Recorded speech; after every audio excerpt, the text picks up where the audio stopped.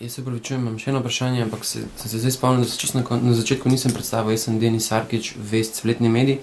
Zanima me, gospod Jambrek, ali morda tudi ostali, tisti, ki se bo jutri boljše izkazal v odgovorih oziroma bolj prepričljivo odgovarjal na tem vašem Zboru za republiko, je morebiti to že tisti, ki bo predsednik Republike Slovenije po nedelji.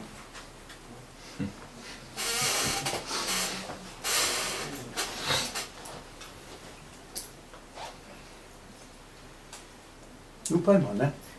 Če bo tako prepričljiv. Kako pa smo izmerili, kdo je boljši? Za enega bo ta, za enega bo drug. Merila. Še čarovnica ne ve.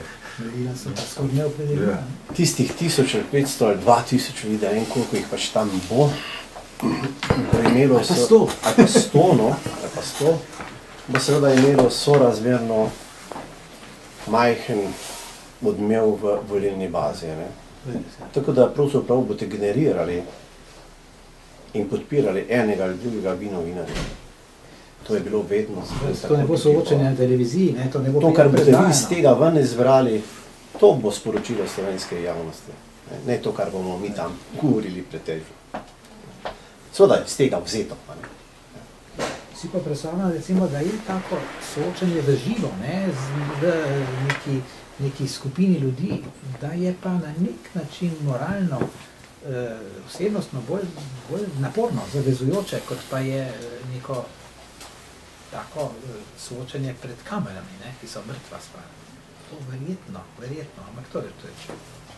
Vi pravzaprav novinarji stojite pred eno izjemno pomembno vlogo na vsakih volitvah in vsakem, bi rekel, družbenem dogodku, ki se dogaja, ne. Zato je, ker kakšna bo podoba te države je v čem odvisna od vas bolj kot celo od politike. Lahko. Slovenci vedo o vsem, o tem, kar vi poročate. Ali že dovolj uravnoteženo poročamo? Kar je bilo na televiziji, v medijih se ni zgodilo. Ja. Tudi s tem se da živeti. Prav, hvala za obisk.